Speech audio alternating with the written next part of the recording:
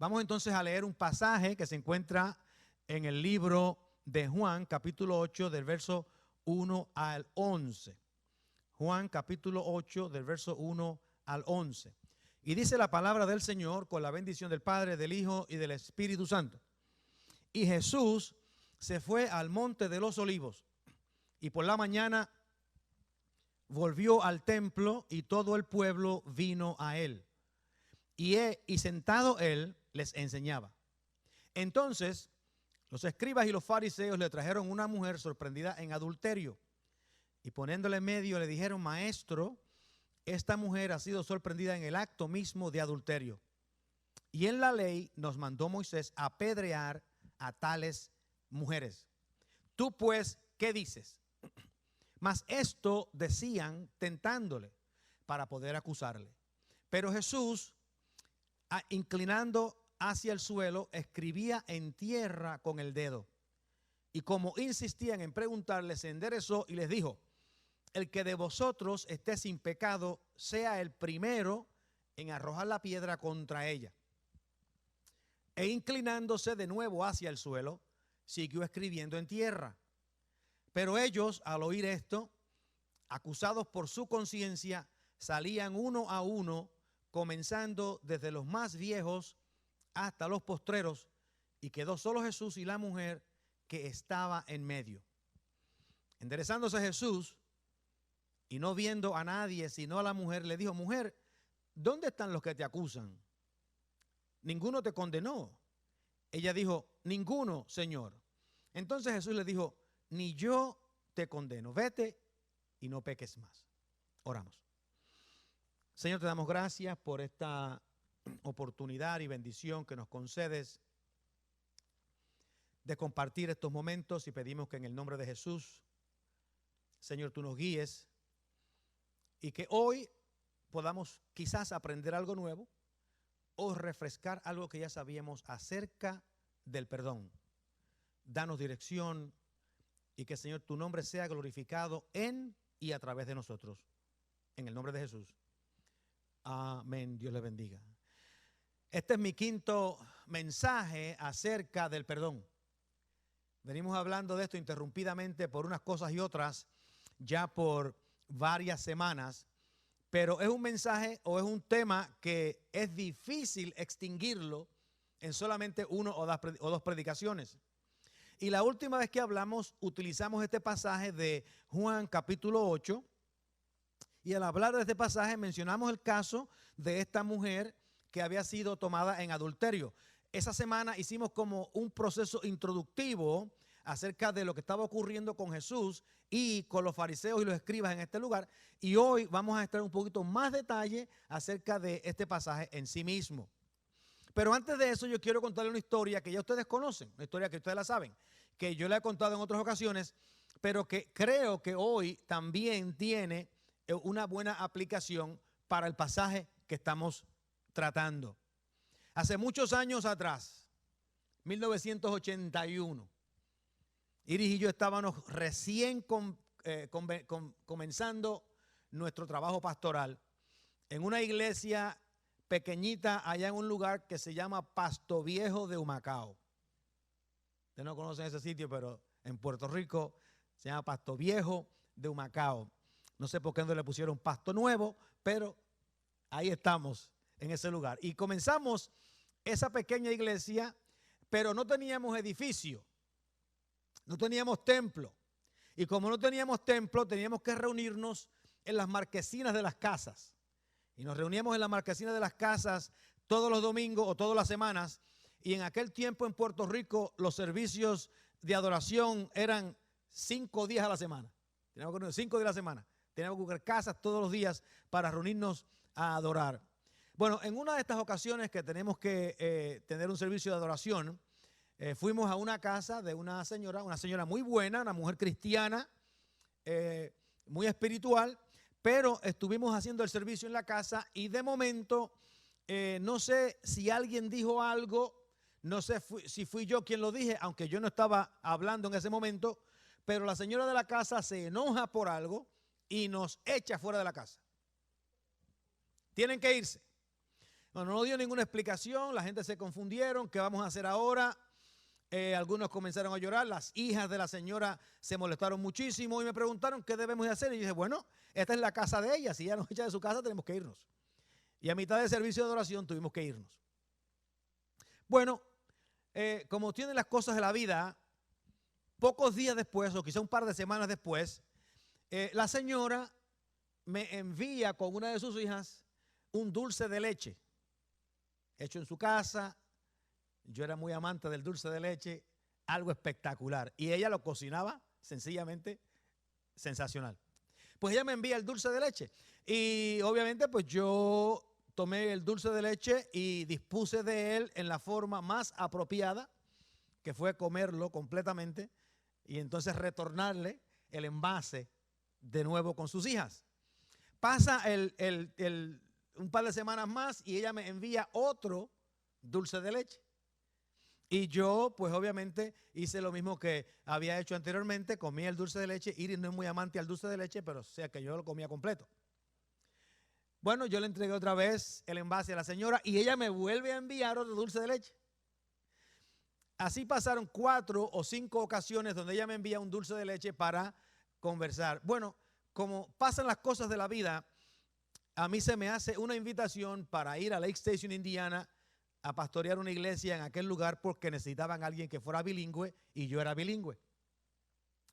Y cuando yo le anuncio a la iglesia de que íbamos a despedirnos, la iglesia quería hacer un servicio de despedida y la señora que nos había echado de su casa nos invita a hacer el servicio de despedida en su casa.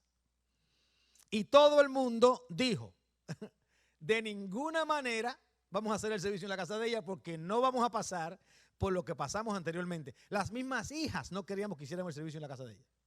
Bueno, yo entendí que ella quería hacer un acto de reconciliación y había hecho su acto enviándome los dulces de leche. Yo sabía algo que el resto de la congregación no sabía y era que ella estaba arrepentida por lo que había hecho. Y yo le dije a los hermanos, vamos a hacer el servicio ya, creo que todo va a salir bien. Hicimos el servicio en la casa, todo salió muy bien, nos trató espectacularmente, todo el mundo quedó contento, nos dio de comer, fue algo sencillamente muy bonito la forma en que se hizo el servicio de despedida. Al terminar el servicio, ella me entrega un cassette tape. Nosotros en eso no tenemos cassette en estos días y hay jóvenes que no saben ni lo que eso es. Pero en aquel tiempo, en el 1981, los cassettes era la forma en que uno tenía su música y las predicaciones. Ella me entrega el cassette y me dice, por favor, óigalo después que llegue a Chicago, que era donde íbamos a aterrizar. Bueno, yo tomé el cassette, le di las gracias por su buena atención, nos fuimos, pocos días después volamos hacia la ciudad de Chicago para de allí viajar hasta Lake Station, Indiana, que quedaba casi a 1 hora de distancia, y al llegar a Lake Station pusimos el cassette en un cassette player y comenzamos a oír y ella en el cassette había grabado un himno y ese himno yo le puedo decir la primera frase del himno que dice qué maravilloso es experimentar el perdón. Qué maravilloso es experimentar el perdón. Ella nunca me pidió perdón directamente, ni yo nunca le ofrecí una clase de perdón directamente. Pero con sus dulces de leche ella me pide perdón y al yo tomar los dulces de leche y después ir a la casa a hacer el servicio de despedida, yo le ofrecí perdón. Así que ella queda perdonada, yo la perdono y salimos de aquel lugar amigos, reconciliados, porque el perdón trae una bendición y un cambio de corazón y es una experiencia maravillosa en la persona. Nosotros tenemos que entender que el misterio del perdón va más allá de solamente decirle a una persona, yo te perdono. Estamos aquí hablando de una invitación que uno le hace a alguien que lo ha ofendido a uno, que lo ha dañado a uno, y esa invitación que uno le hace a esa persona lo restaura en la relación de esa persona con uno, independientemente de cuál haya sido el daño que ha ocurrido. Porque el perdón requiere, como hemos dicho anteriormente, el perdón requiere que la parte inocente abandone su deseo de venganza o abandone su deseo de hacer sufrir a la otra persona y restaure a la otra persona independientemente del daño que haya hecho. El perdón requiere eso. Pero para que esto pueda ocurrir, tiene que ocurrir en un ámbito espiritual. No puede ocurrir en un ámbito físico. Porque el perdón procede de una transformación interna en la persona. La dinámica entre la compasión y el perdón es que limpia el alma y transforma la mente. Esa dinámica del perdón limpia el alma y transforma la mente. Porque el perdón no depende de la ley ni de los requisitos de la ley para cambiar nuestros impulsos pecaminosos o para cambiar nuestra naturaleza pecaminosa, porque la ley es rígida y lleva a muerte. Pero el Señor y la Biblia nos habla que para que ocurra perdón debe estar basado en la gracia, en la compasión y en el amor de Dios. Por eso es que la Biblia nos demanda y dice el Señor que el mandamiento más grande es amar a Dios y el segundo es idéntico a este, que es amar al prójimo. Así que la ley no puede explicar ni lógicamente ni filosóficamente cómo el perdón funciona en el espíritu del ser humano. La ley no puede, porque la ley no procede del corazón de Dios, sino que la ley es la codificación de la naturaleza pecaminosa del ser humano para que nosotros podamos aprender a vivir socialmente en una comunidad. Pero la ley ni transforma el corazón, ni cambia la mente, ni previene el pecado. Por eso es que nosotros todavía vemos personas en el año 2020 donde las leyes en contra del asesinato han funcionado por los últimos 4,000 años y todavía hay personas cometiendo asesinatos. Porque la ley no previene el crimen. La ley no transforma la naturaleza pecaminosa. Lo que transforma la naturaleza pecaminosa es un cambio espiritual basado en el amor de Dios, en la gracia de Dios, que produce compasión en relación a los demás. Como ustedes pueden ver, nosotros todos tenemos la capacidad de amar. Nosotros nos relacionamos con nuestras amistades, con nuestras familias. Tenemos la capacidad de amar. Nosotros tenemos la capacidad de tener compasión por los demás. Podemos ser compasivos con otra gente. Y nosotros tenemos todos la capacidad de perdonar las ofensas de otras personas. Alguien en una ocasión dijo que el perdón solamente puede ocurrir cuando uno ama. Si uno no ama, no puede haber perdón. Porque no tiene uno nada dentro de uno que lo empuje, que lo anime a perdonar o a aceptar a la otra persona. Pero estas cualidades, el amor, la compasión, la gracia y el perdón, son cualidades divinas. No son cualidades que proceden de la naturaleza vieja, son cualidades que proceden de Dios. Por eso es que cuando Dios respira en Adán, y Adán se convierte en un alma viviente, en ese momento Adán había recibido las cualidades del carácter de Dios que lo hace posible a nosotros amar a otras personas, tener compasión por otras personas, ejercer gracia hacia otras personas y perdonar a otras personas.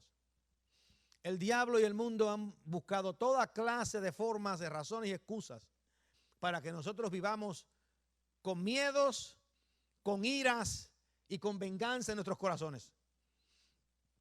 Eso es lo que el mundo quiere, que vivamos de esa manera. Pero Dios tiene solamente una solución.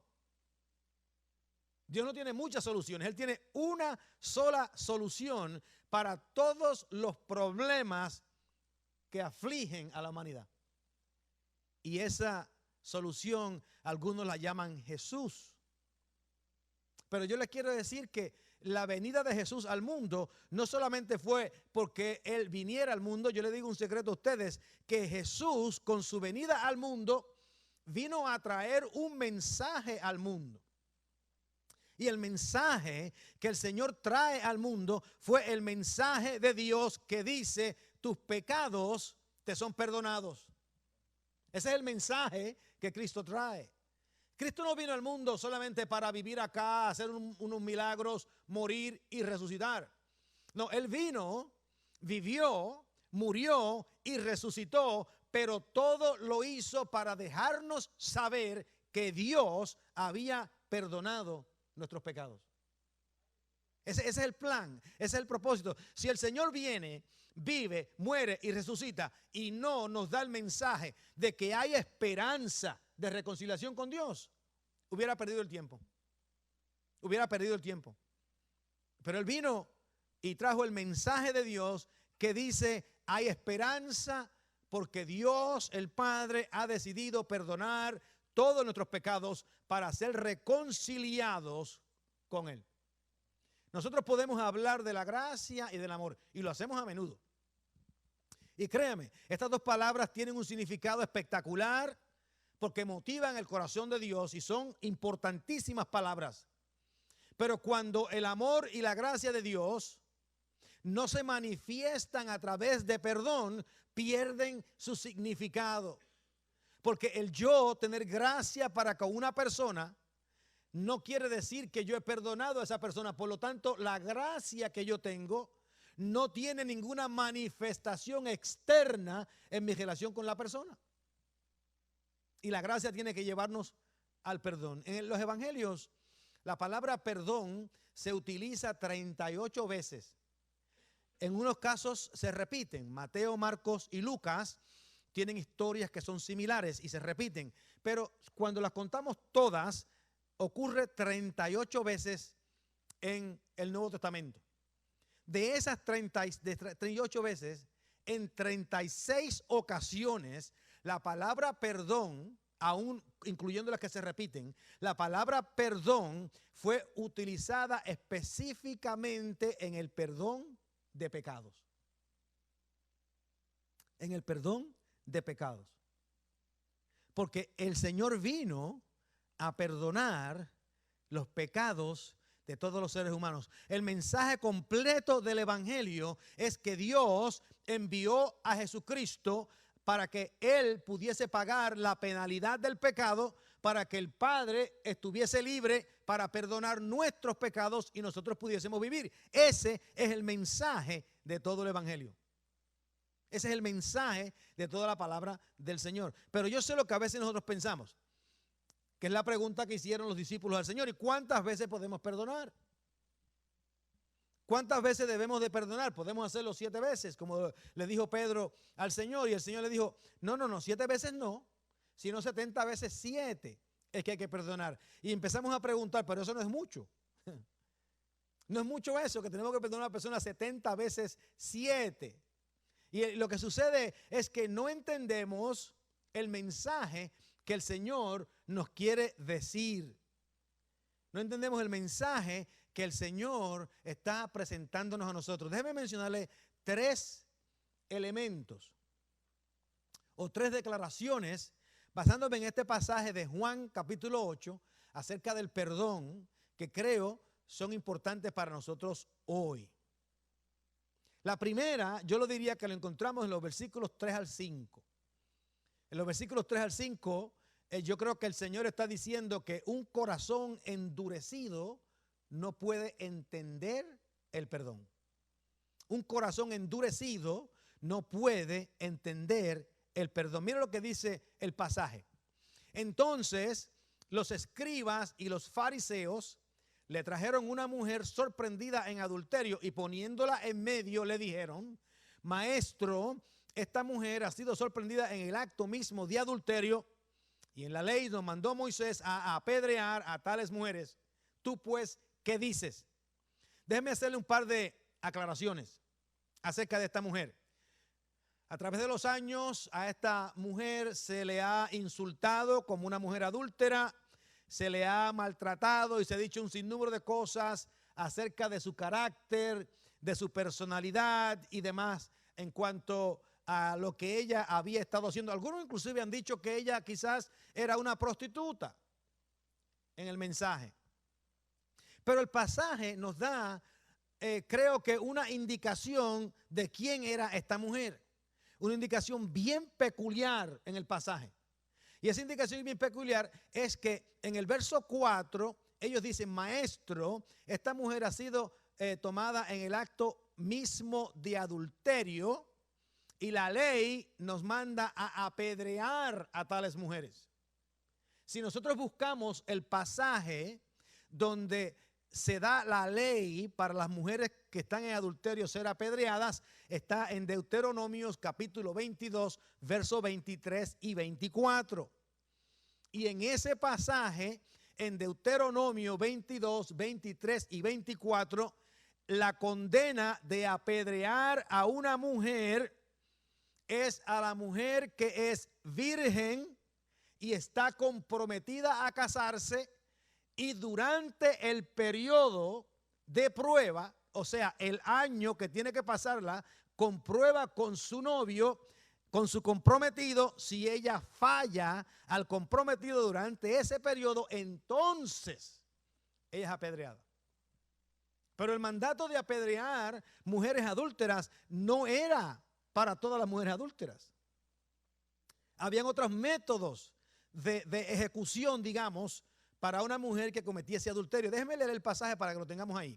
Dice, si hubiera una muchacha virgen desposada con alguno, oigan, ahí está claro, ¿verdad?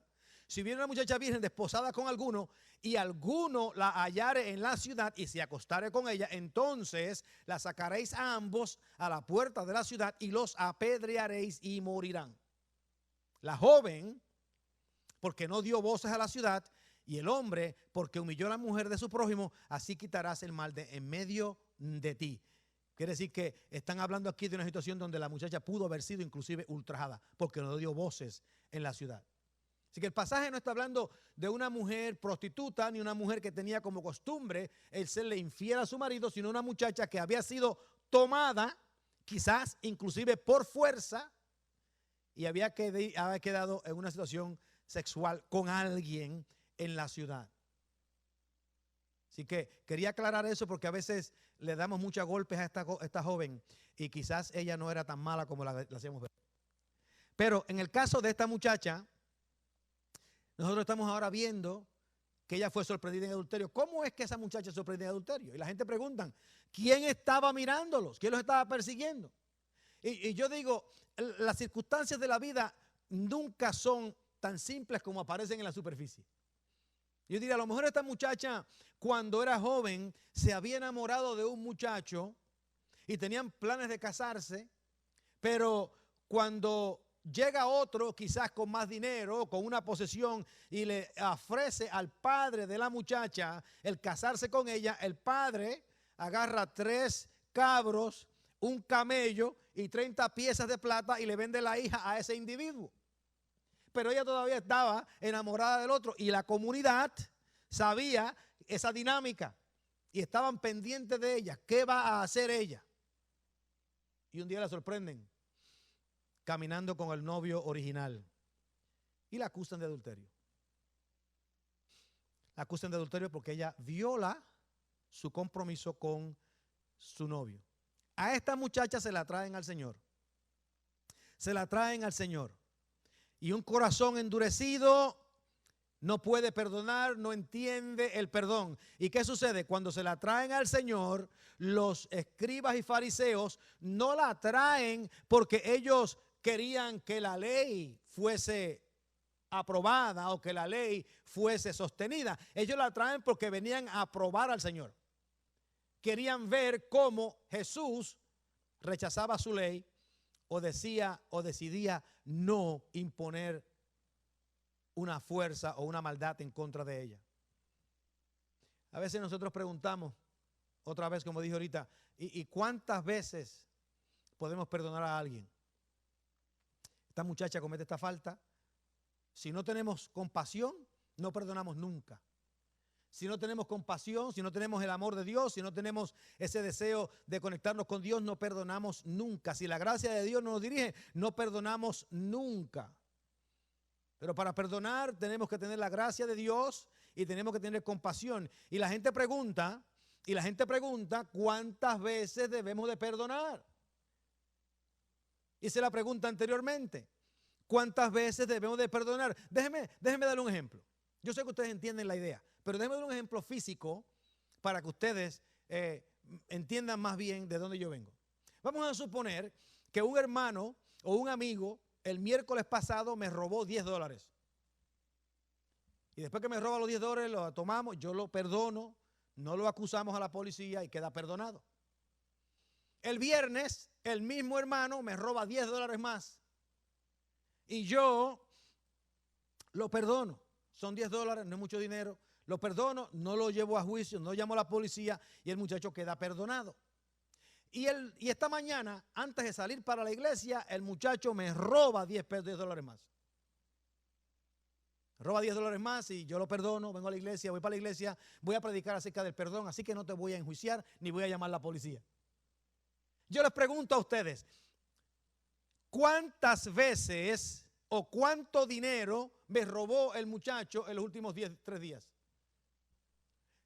¿Cuánto dinero me robó? Si usted dice 30, usted está contando como la ley cuenta. Me robó $30, así es que cuenta la ley. Por lo tanto, me debe $30. Y si miramos de acuerdo a lo que ocurrió en los últimos 5 días, 4 o 5 días, ¿cuántas veces yo lo perdoné? Si usted dice 3, está contando de acuerdo a la ley. La gracia no cuenta de esa manera.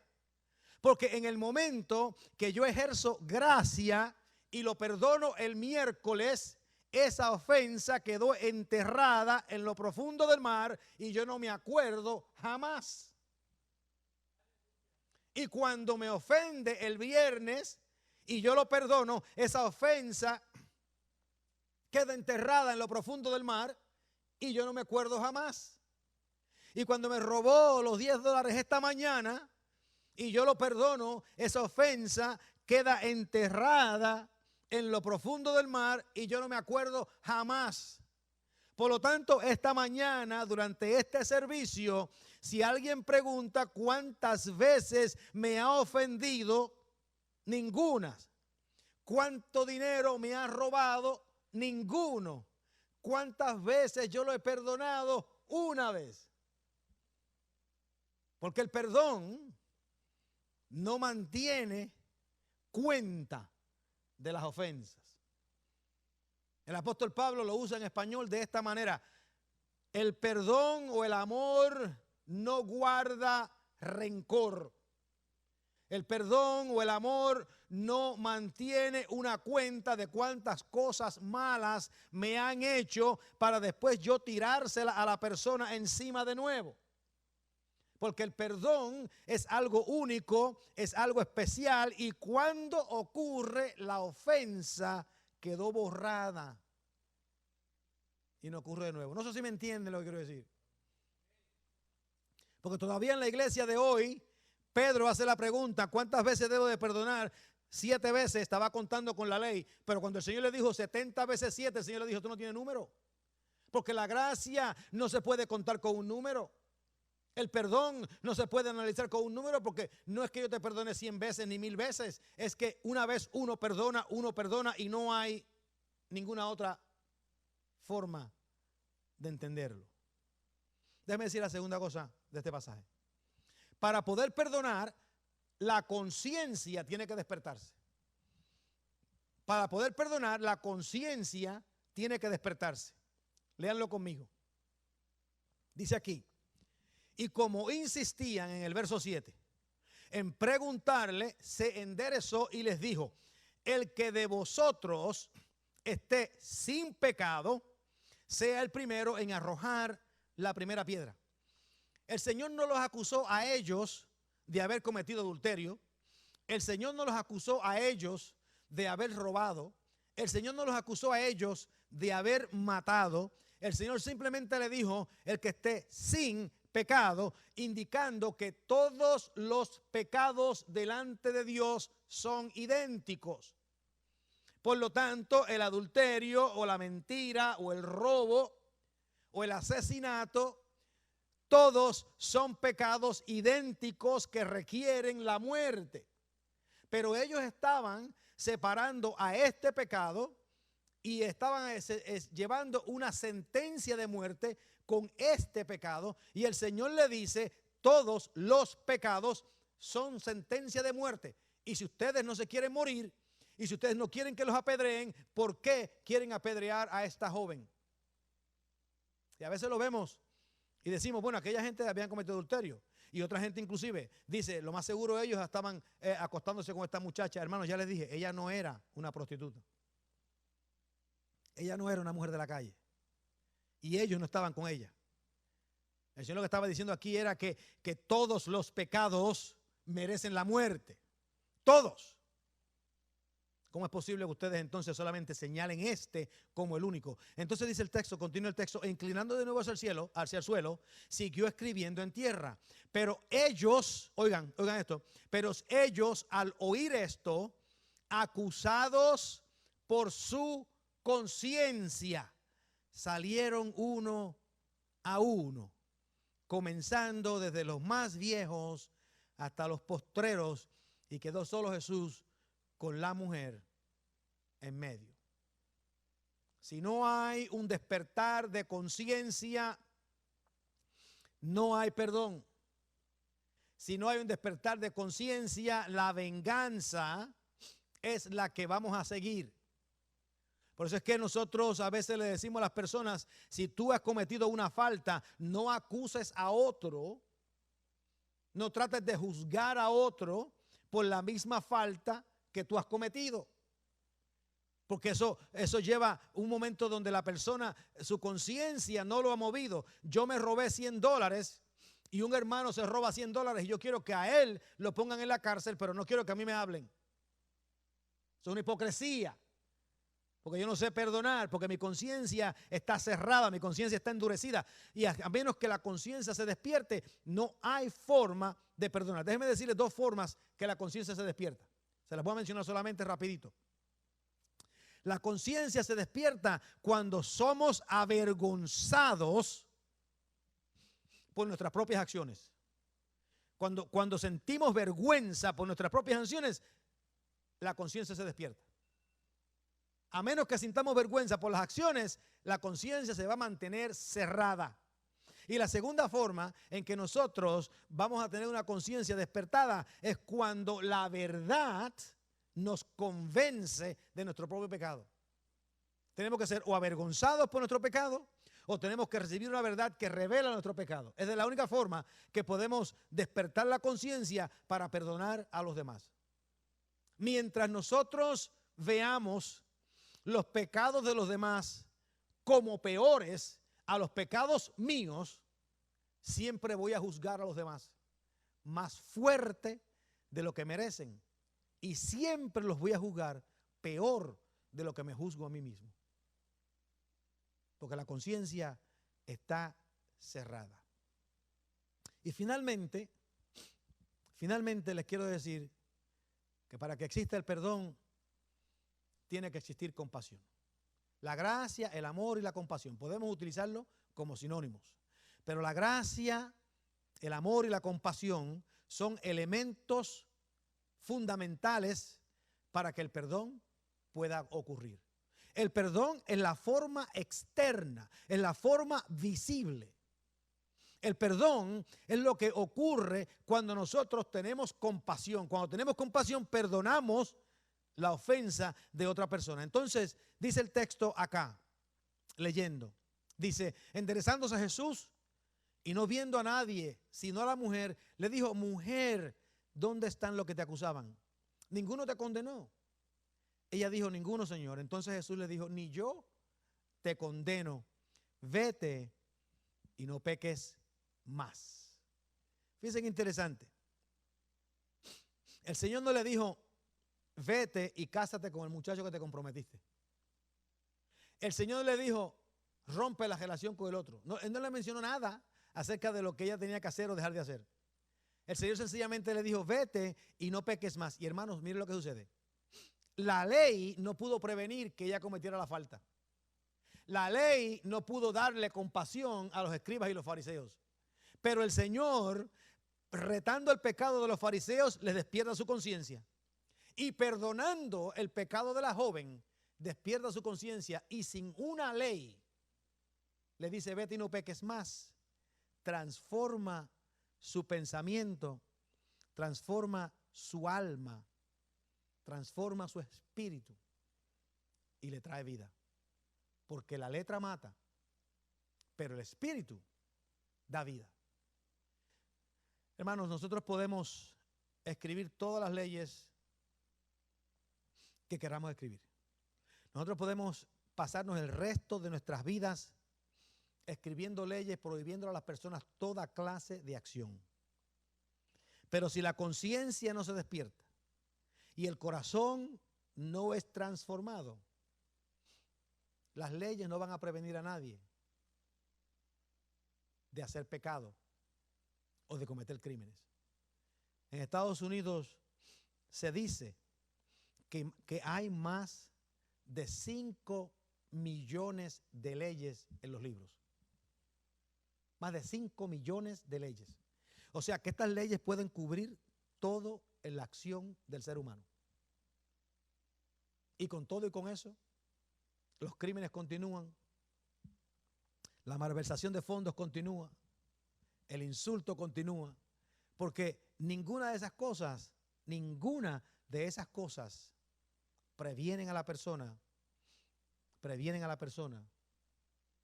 en hacer pecado. Lo único que cambia a la persona, lo único que cambia al ser humano en su actitud pecaminosa es una convicción que hemos sido perdonados por Dios, y basado en esa convicción podemos caminar y no pecar más. Eso no quiere decir que nunca fallamos, pero eso quiere decir que cuando fallamos nuestra conciencia entra en acción y tenemos que arrepentirnos de nuevo para ser reconciliados con el Señor. Damos gracias a Dios en esta mañana por esta bendición y esperamos que algo nuevo hayamos recibido o hayamos refrescado algo que ya sabíamos, porque cuán maravillosa es la experiencia del perdón, como me dijo nuestra hermana en aquel cassette en el 1981. Oramos. Te damos gracias, Dios, por esta bendición en este día.